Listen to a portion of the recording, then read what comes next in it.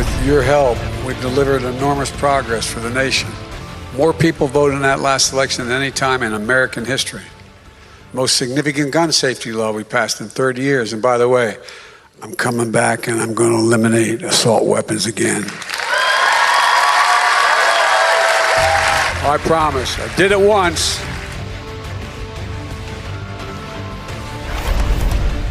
Hi again, everyone. It's 5 o'clock in New York with the midterms 2 weeks away. And the parties and the country and our communities as divided as ever. For issues like gun control, the stakes could not be higher for all of us, because the goal of President Biden's to eliminate assault weapons will be impossible if Republicans take control of either chamber, frankly, of Congress. Even though bipartisan gun safety legislation passed earlier this year, it fell well short of what gun control advocates and most Democrats wanted. And the GOP has shown it is unwilling to do anything else on this issue. Take what Texas parents saw sent home with their public school children last week. DNA kits designed to help parents identify their children, quote, in case of an emergency.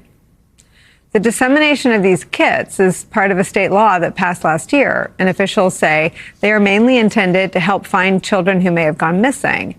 But considering that some victims of the horrific Uvalde school shooting needed to be identified with DNA, since their bodies were unrecognizable, it is difficult not to draw the connection, right? Friend of this show and Texas resident of 14 years, former CIA agent Tracy Walder wrote this, quote, "This sends two messages. The first is that the government is not going to do anything to solve the problem. This is their way of telling us that. The second is that us parents are now forced to have conversations with our kids that they may not be emotionally ready for. My daughter is 7. What do I tell her?" The parents of those children killed in the Uvalde shooting are calling on us. They're calling on others to recognize the consequences and the importance and the stakes of these midterm elections. Gloria Cesares, who lost her daughter Jackie, tweeted yesterday about her vote for Beto O'Rourke for Texas governor. She wrote this, quote, "We voted today in honor of our babies and our hero teachers. Go out and make your voices heard for the ones whose voices were silenced on May 24, 2022. The safety of our children at stake in this midterm election is where we begin the hour with some of our most favorite friends. The host of the Read Out, my friend and colleague, Joy Reid, is here. She's live in Fort Worth, Texas, ahead of her interview tonight, live at 7 with Beto O'Rourke.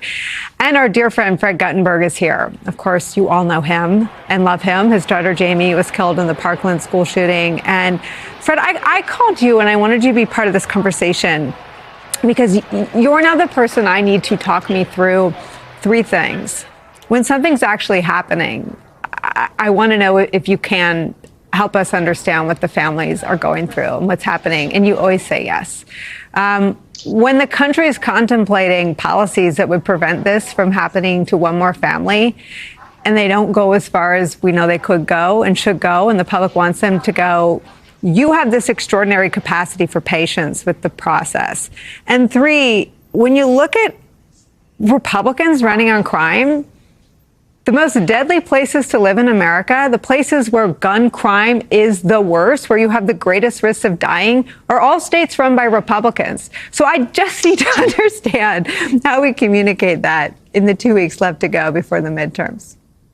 Listen, the crime argument is the other big lie.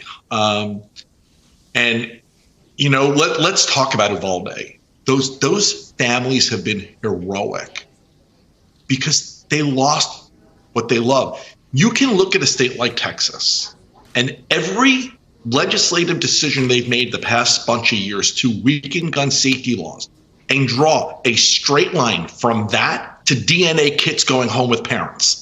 It is because of them. They did it. It is the reason Texas is a deadly state. And so I'll just say this, you know, just 15, 20 minutes ago on your show, you were showing some of those showing up at polls with guns because they misinterpret what their right is.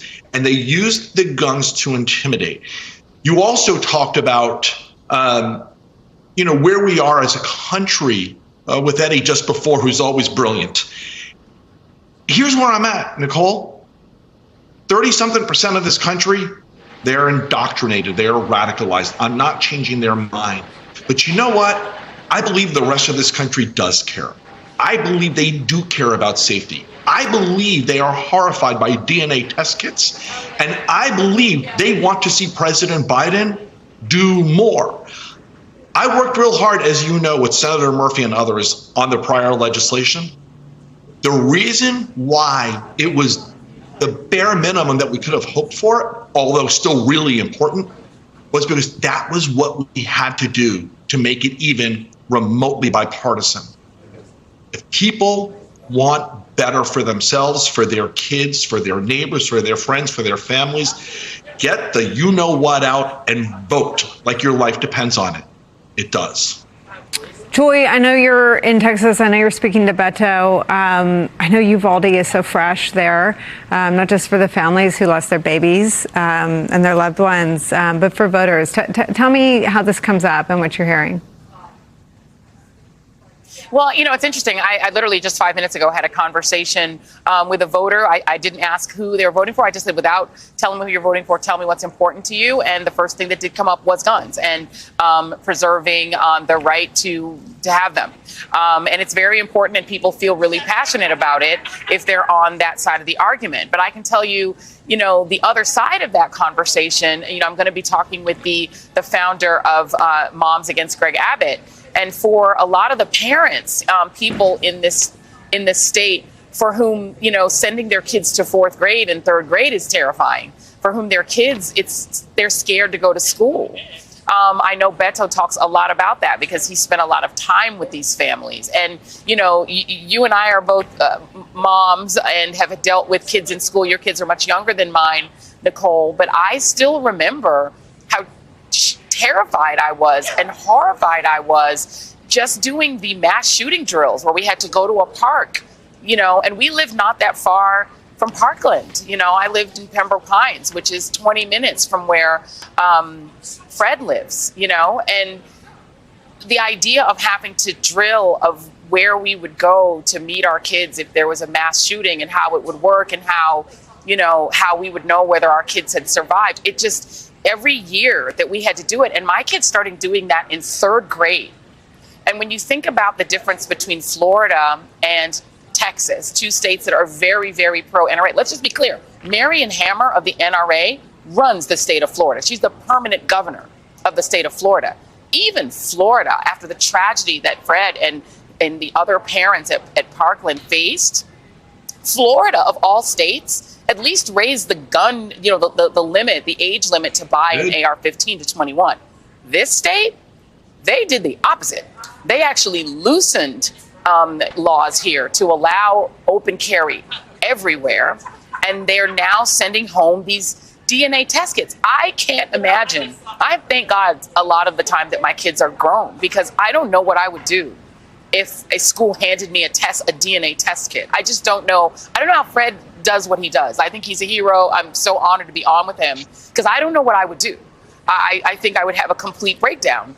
And I just can't imagine being a mom or a dad in this beautiful state, this wonderful state, and have the solution from my governor and from my state legislature be that if your child's body is completely destroyed by an AR-15, which is, let's be clear, meant to destroy bodies in war, at least you'll have a DNA kit? That's savage. And I can't imagine, but that is the solution being offered. And there are voters here who will say they'd rather have that than gun reform. Fred. You know, I want to go back to the person that Joy said she spoke to, who said it's about holding on to their guns. Nobody's looking to take them away. That is, I think, for me, the big lie that maybe if, you know, Joy, you mentioned what I do. I try to talk to people one by one, everywhere I go, day by day, gun owners and non-gun owners, because this isn't about taking away rights. It's about saving lives and reducing gun violence. And the steps to reduce gun violence, it's actually not rocket science. It's not hard to do. But we've got to get the lies out of the way. And the one way to get the lies out of the way is to start defeating some of these people who tell the lies. Greg Abbott is one of them. Okay, the Attorney General in Texas, he is one of them. You know, everyone's all focused on Uvalde. Let's not forget about Santa Fe and the way they manhandled those families into silence because they didn't want the truth to come out about Santa Fe. That's who they are. And the way to do this is we have to be that majority of the country that shows up and vote. I am optimistic that we will, and I'm going to keep on pushing people to put the lives of those they love first and to show up at the polls. It's what we need to do. Let me show both of you how Beto O'Rourke sought to confront Abbott immediately after, and all Texas officials immediately after the Uvalde massacre. You are doing nothing. No, he needs to get his out of here. This isn't the place to talk this over. This is totally predictable when you... Sir, you're out of line. Sir, you are out of line. Sir, you are out of line. Please leave this auditorium. I can't believe you're a sick son of a would come to a deal like this to make a political issue.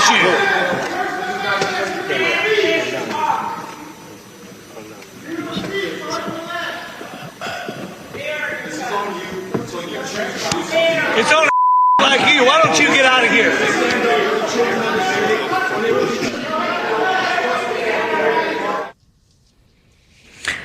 Beto O'Rourke, for his part, Joy, I think risked a lot politically by having that confrontation. It's important to note that that presentation by Texas officials included a presentation of, as Fred's saying, lies. They talked about how they were going to up mental health. Texas is last in the country on mental health. It was too late to save the babies slaughtered at Uvalde because Texas comes in last on mental health. I think 44th is exactly where they come in.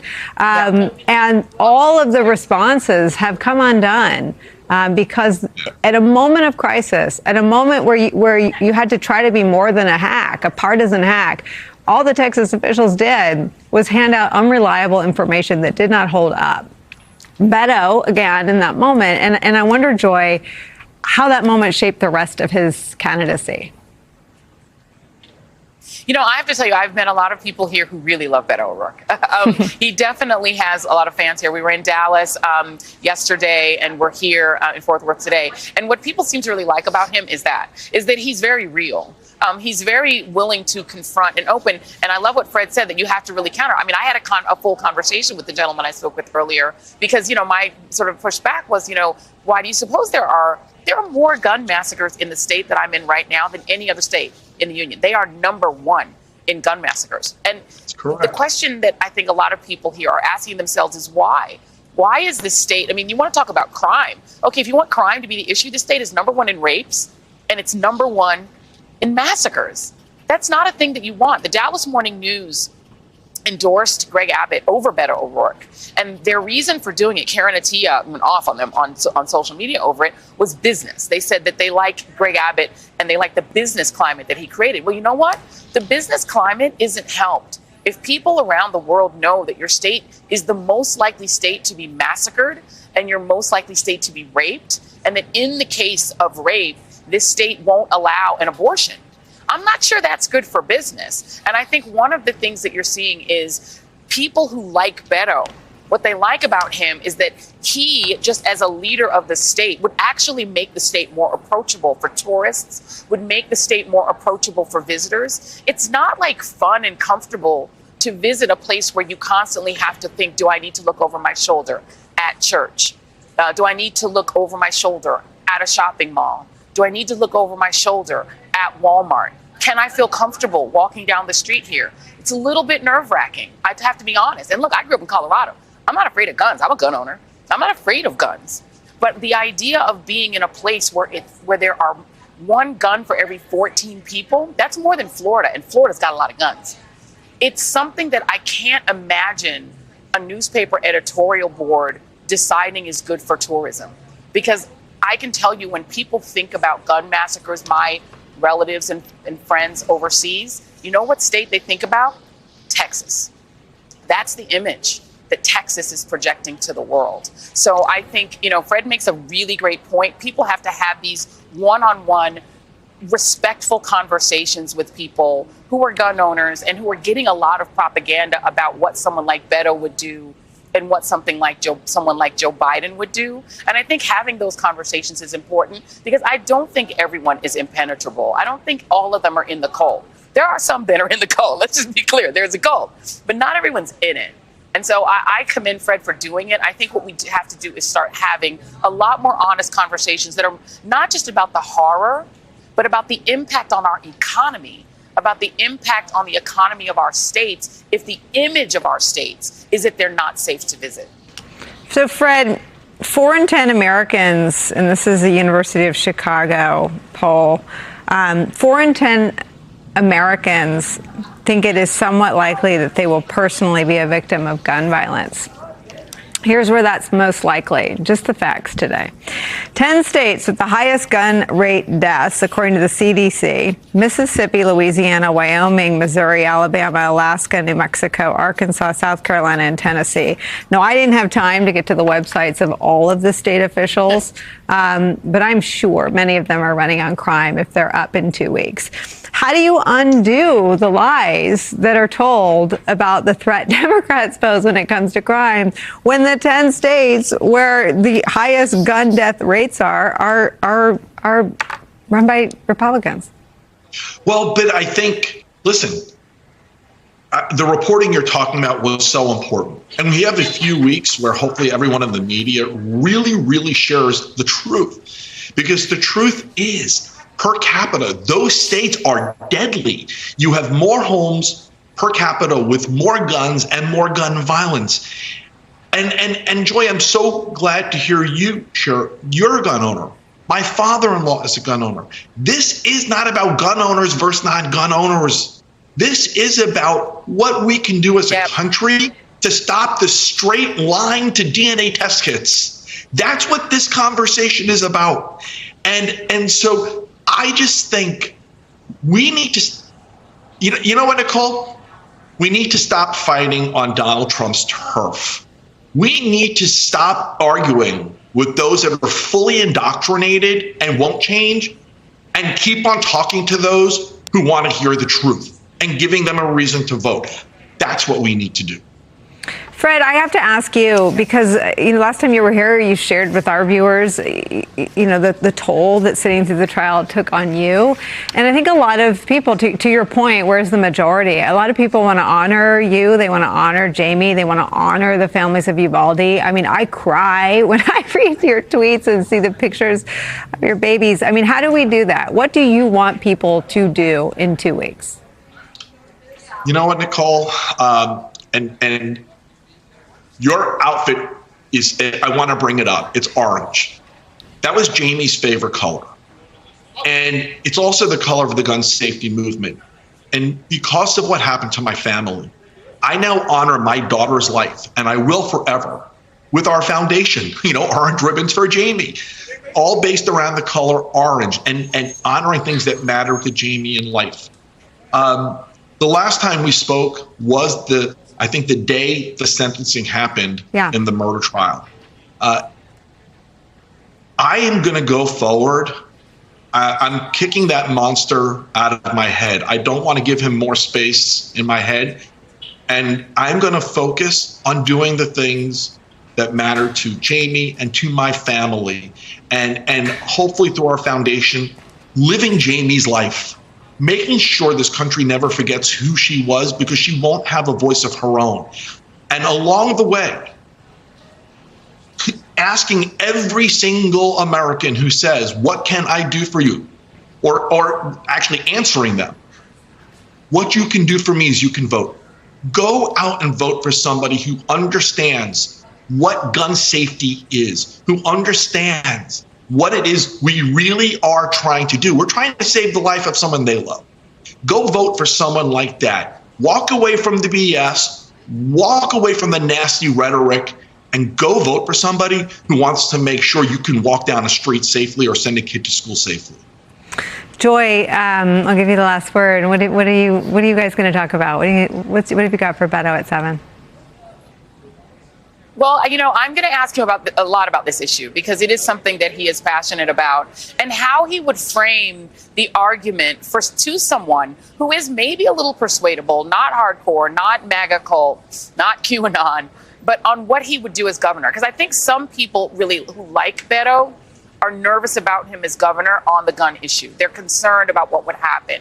And I think it takes a lot of explaining to people that if you're a licensed gun owner, and this is the vast majority of even NRA members, they go and they get this license where you have to do a background check and get fingerprinted so that at least the authorities know that you're legit. But if you want to buy an AR-15, you can literally just walk into like a pawn shop and buy one.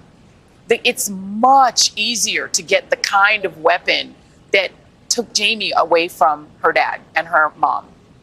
It's so much easier. It's easier than renting a car.